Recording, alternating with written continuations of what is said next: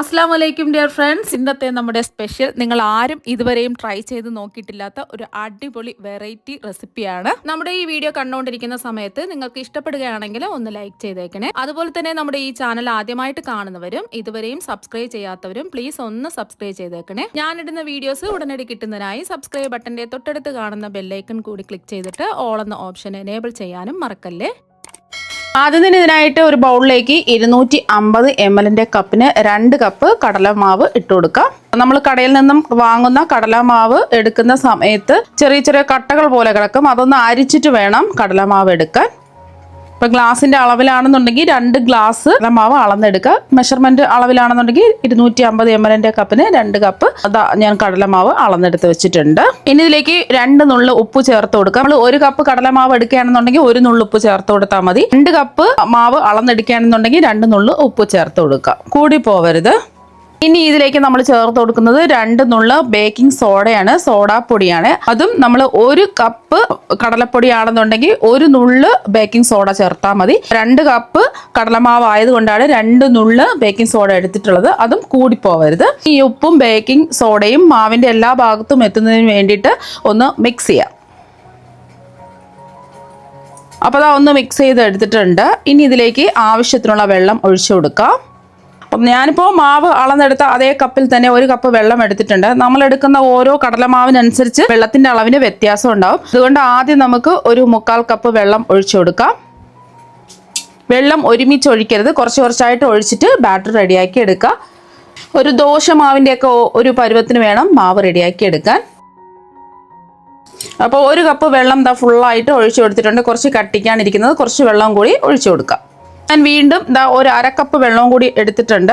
സാധാരണ പച്ചവെള്ളം തന്നെയാണ് എടുത്തിട്ടുള്ളത്. വീണ്ടും നമുക്ക് ബാറ്റർ ഒന്ന് കലക്കിയെടുക്കാം. അപ്പോൾ വെള്ളം എടുത്ത് ഒരുമിച്ച് അങ്ങ് ഒഴിക്കാതെ ഇതുപോലെ കുറച്ച് കുറച്ചായിട്ട് ഒഴിച്ചിട്ട് കട്ടകളൊന്നും ഇല്ലാതെ കലക്കി യോജിപ്പിച്ചെടുക്കുക. ഗ്ലാസിൻ്റെ അളവിലാണെന്നുണ്ടെങ്കിൽ നമ്മൾ ഏത് ഗ്ലാസ്സിലാണോ മാവ് അളന്നെടുത്തിട്ടുള്ളത് ആ ഗ്ലാസ്സിൽ തന്നെ വെള്ളവും എടുക്കുക. എന്നിട്ട് കുറച്ച് കുറച്ചായിട്ട് ഒഴിച്ചിട്ട് ഇതുപോലെ ഒന്ന് ബാറ്റർ റെഡിയാക്കി എടുക്കുക. ഇപ്പോഴും കുറച്ച് കട്ടിക്കാനിരിക്കുന്നത്, ബാക്കി വെള്ളം മുഴുവനും ഒഴിച്ചു കൊടുക്കുക. അപ്പോൾ ഞാൻ എടുത്തിട്ടുള്ള 1/2 കപ്പ് വെള്ളം ഫുള്ളായിട്ട് ഇതാ ഒഴിച്ചു കൊടുത്തിട്ടുണ്ട്. അപ്പോൾ ഞാൻ ഒഴിച്ചു കൊടുത്ത 1/2 കപ്പ് വെള്ളം ഫുള്ളായിട്ട് ഇതാ ഒഴിച്ചു കൊടുത്തിട്ടുണ്ട്.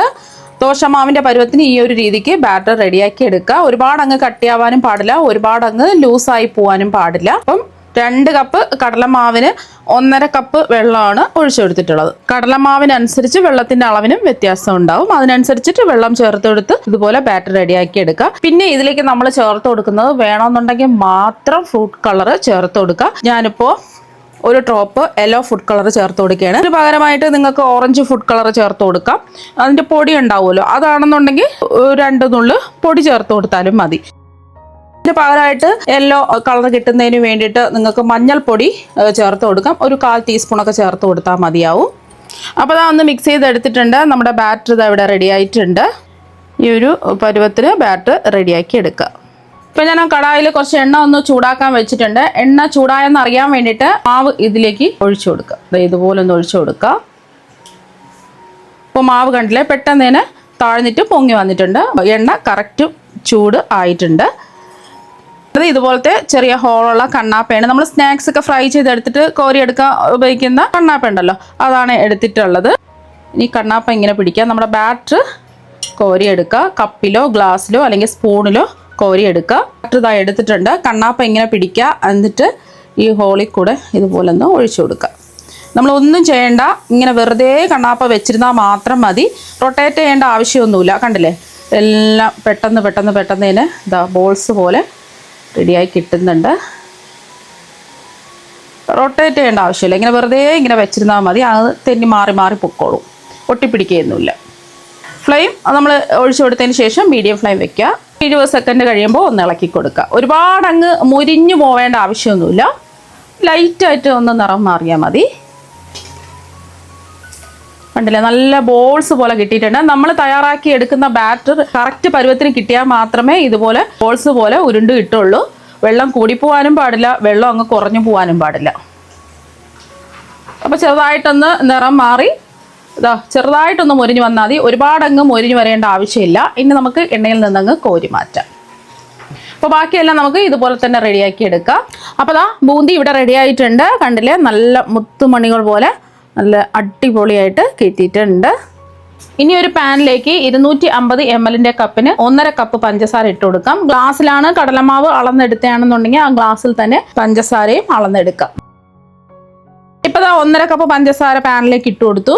ഇനി ഇതിലേക്ക് ആവശ്യത്തിനുള്ള വെള്ളം ഒഴിച്ചു കൊടുക്കാം. പഞ്ചസാര അളന്നെടുത്ത അതേ കപ്പിന്റെ അളവിൽ തന്നെ 1 കപ്പ് വെള്ളമാണ് ഒഴിച്ചു കൊടുക്കുന്നത്.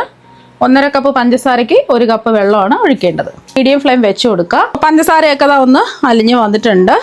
ഒരു ഒട്ടുന്ന പരുവായി കിട്ടണം, അതാണ് ഇതിൻ്റെ പരുവം. ഇതിലേക്ക് നമ്മൾ ഫ്ലേവറിന് വേണ്ടിയിട്ട് ഒരു 1/4 ടീസ്പൂൺ ഏലക്കാപ്പൊടി ചേർത്ത് കൊടുക്കാം. ഏലക്കയുടെ ആ തൊണ്ട മാറ്റിയിട്ട് ആ സീഡ് മാത്രം പൊടിച്ചെടുത്തിട്ടുള്ളതാണ്. അപ്പോൾ ഏലക്ക പഞ്ചസാരയും കൂട്ടി ചേർത്ത് പൊടിച്ച ഏലക്കപ്പൊടിയാണെന്നുണ്ടെങ്കിൽ 1 ടീസ്പൂൺ ചേർത്ത് കൊടുക്കുക. അഥവാ ഇത് രണ്ടും ഇല്ല എന്നുണ്ടെങ്കിൽ 3-4 ഏലക്ക തല്ലി ചതച്ച് ചേർത്ത് കൊടുത്താലും മതി. ഇനി ഇതിലേക്ക് നല്ലൊരു കളറ്, നമ്മൾ നേരത്തെ ബൂന്തിയിൽ കളർ ചേർത്തിട്ടുണ്ട്. ഈ പഞ്ചസാര പാനിലും കുറച്ചൊരു കളർ കിട്ടുന്നതിന് വേണ്ടിയിട്ട് വേണമെന്നുണ്ടെങ്കിൽ മാത്രം കളർ ചേർത്ത് കൊടുത്താൽ മതി. ഞാനിപ്പോൾ ഒരു ഡ്രോപ്പ് കളറ് ചേർത്ത് കൊടുക്കുകയാണേ. ഇനി ഇതിലേക്ക് ഒരു ചെറിയൊരു നാരങ്ങയുടെ പകുതി നാരങ്ങ, അതിൻ്റെ കുരു എല്ലാം മാറ്റിയിട്ട് ഇതിലേക്ക് പിഴിഞ്ഞ് ഒഴിച്ചു കൊടുക്കാം. പിന്നെ നിങ്ങൾക്ക് വേണമെന്നുണ്ടെങ്കിൽ കളർ കിട്ടുന്നതിന് വേണ്ടിയിട്ട് മഞ്ഞൾപ്പൊടി ചേർത്ത് കൊടുക്കാം. ഞാനിപ്പോൾ മഞ്ഞൾപ്പൊടിയല്ല, കളറാണ് ചേർത്ത് കൊടുത്തിട്ടുള്ളത്. മഞ്ഞൾപ്പൊടിയുടെ ആ കുത്തലോ ചൊവയൊന്നും ഉണ്ടാവില്ല. കളറിൻ്റെ ആ പൊടിയൊക്കെ ആണെന്നുണ്ടെങ്കിൽ ഒരു 2 നുള്ളൊക്കെ ചേർത്ത് കൊടുത്താൽ മതി. കേസരി ഫുഡ് കളർ ഉണ്ടെന്നുണ്ടെങ്കിൽ അത് ചേർത്ത് കൊടുക്കുക. പഞ്ചസാര നമ്മൾ മെൽറ്റ് ചെയ്യാൻ വെക്കുന്ന സമയത്ത് വേണമെന്നുണ്ടെങ്കിൽ 3-4 ഗ്രാമ്പും കൂടെ ഇട്ട് കൊടുക്കാവുന്നതാണ്. ആ ഗ്രാമ്പൂവിൻ്റെ ഒരു മണവും ടേസ്റ്റും ഒക്കെ ഇഷ്ടമാണെന്നുണ്ടെങ്കിൽ ഗ്രാമ്പു ചേർത്ത് കൊടുക്കാം. ഞാനിപ്പോൾ ഗ്രാമ്പു ഒന്നും ചേർത്ത് കൊടുത്തിട്ടില്ല. ഒന്ന് ഇളക്കി കൊടുക്കുക. ഒരു 2 മിനിറ്റ് ഒക്കെ ആകുമ്പോൾ പഞ്ചസാര പാനി റെഡിയായി കിട്ടും. ഇനി കുറച്ച് എടുത്തിട്ട് നമുക്ക് പഞ്ചസാര പാനി റെഡിയാകുമെന്ന് ചെക്ക് ചെയ്ത് നോക്കാം. ഇതിൻ്റെ ചൂട് മാറിയിട്ട് നോക്കാം. കുറച്ച് കയ്യിലെടുത്തിട്ട് നമുക്ക് ഇതുപോലെ ഒട്ടുന്ന പരുവാണ് നമുക്ക് വേണ്ടത്. ഒരു നൂൽ പാവൊന്നും ആയി പോകരുത്. നമുക്ക് പിടിച്ചു നോക്കുന്ന സമയത്ത് ഒരു ഒട്ടുന്ന പരുവം. ഇനി ഇതിലേക്ക് ബൂന്തി ഇതിലേക്ക് അങ്ങ് ഇട്ട് കൊടുക്കാം. ടൈം കുറച്ച് വെച്ചിട്ട് എല്ലാം ഒന്ന് മിക്സ് ചെയ്തെടുക്കാം. അപ്പോൾ ഇതാ ഒന്ന് മിക്സ് ചെയ്തതിന് ശേഷം ഇതിലേക്ക് 1 ടേബിൾ സ്പൂൺ കശുവണ്ടി ചെറുതായിട്ട് കട്ട് ചെയ്ത് ചേർക്കാം. അതുപോലെ തന്നെ 1 ടേബിൾ സ്പൂൺ പിസ്ത ചെറുതായിട്ട് കട്ട് ചെയ്തും കൂടി ചേർത്ത് കൊടുക്കുക. ബദാം ചേർക്കാം, നിങ്ങൾക്ക് ഇഷ്ടമുള്ള നട്ട്സൊക്കെ ചേർത്ത് കൊടുക്കാം. എന്നിട്ട് ഒന്ന് മിക്സ് ചെയ്യാം. കശുവണ്ടി കിസ്മിസും നെയ്യിൽ മൂപ്പിച്ചിട്ട് വേണമെങ്കിൽ ഇതിൽ ചേർത്ത് കൊടുക്കാവുന്നതാണ്. ഞാനിപ്പോൾ നെയ്യിലൊന്നും മൂപ്പിച്ചെടുക്കാൻ നേരിട്ട് അങ്ങ് ചേർത്ത് കൊടുക്കുകയാണ് ചെയ്തിട്ടുള്ളത്. അപ്പോൾ പെട്ടെന്ന് തന്നെ പഞ്ചസാര പാനി ബൂന്തി പിടിച്ചെടുക്കും. ഇപ്പോൾ കണ്ടില്ലേ, ബൂന്തി എല്ലാം പഞ്ചസാര പാനി പിടിച്ചെടുത്തിട്ടുണ്ട്. ഇനി നമുക്ക് ഫ്ലെയിം ഓഫ് ആക്കിയിട്ട് ചൂട് മാറാൻ വേണ്ടിയിട്ട് ഒരു പാത്രത്തിലേക്ക് മാറ്റാം. അപ്പോൾ ഇതിൻ്റെ ചൂടൊക്കെ മാറിയിട്ടുണ്ട്. ഇനി നമുക്ക് എത്രയാണോ വലിപ്പം വേണ്ടത് അതിനനുസരിച്ച് ഉരുള പിടിച്ച് ഉരുട്ടിയെടുക്കാം. ചെറിയൊരു ചൂടുണ്ട്, കുഴപ്പമില്ല. ഞാനിപ്പോൾ ഒരു നാരങ്ങയുടെ വലിപ്പത്തിലാണ് ഇത് ഉരുട്ടിയെടുക്കുന്നത്. ചെറിയ ഉരുള വേണമെന്നുണ്ടെങ്കിൽ ചെറിയ രീതിയിൽ ഉരുട്ടിയെടുക്കുക. പെട്ടെന്ന് നമുക്ക് ഈസി ആയിട്ട് റെഡിയാക്കി എടുക്കാൻ പറ്റും. ഈ ഒരു രീതിക്ക് ഉരുട്ടിയെടുക്കുക. അപ്പോൾ നമ്മുടെ ലഡു എല്ലാം ഇതാ ഉരുട്ടിയെടുത്തിട്ടുണ്ട്. ചെറിയൊരു ചൂടോട് കൂടി തന്നെ ഉരുട്ടിയെടുക്കുക. ചൂട് മാറിക്കഴിഞ്ഞാൽ നല്ലോണം ഉരുട്ടിയെടുക്കാൻ പറ്റില്ല. അപ്പോൾ നല്ല സൂപ്പർ ടേസ്റ്റ് ആണ്. പെട്ടെന്ന് തന്നെ നമുക്ക് ലഡു റെഡിയാക്കി എടുക്കാൻ പറ്റും. നിങ്ങൾക്ക് കടയിൽ നിന്നും കെമിക്കൽസ് അടങ്ങിയ ലഡു ഒന്നും വാങ്ങിക്കൊടുക്കാതെ ഇതുപോലെ വീട്ടിൽ തന്നെ ഈസി ആയിട്ട് ലഡു തയ്യാറാക്കി കൊടുക്കുക. നല്ല അടിപൊളി ടേസ്റ്റ് ആണ്. നല്ല സോഫ്റ്റോട് കഴിക്കാൻ വേണ്ടിയിട്ട് വായിലിട്ടാൽ തന്നെ അലിഞ്ഞിറങ്ങും. അത്രയ്ക്ക് അടിപൊളി ടേസ്റ്റ് ആണ്. വളരെ പെട്ടെന്ന് റെഡിയാക്കി എടുക്കാൻ പറ്റുന്ന ലഡു ഒരു പ്രാവശ്യം ഒന്ന് ട്രൈ ചെയ്ത് നോക്കുക. തീർച്ചയായും നിങ്ങൾക്ക് എല്ലാവർക്കും ഒരുപാട് ഇഷ്ടമാകും. അപ്പോൾ നമുക്ക് മറ്റൊരു വെറൈറ്റി വീഡിയോ ആയിട്ട് വീണ്ടും കാണാം. താങ്ക്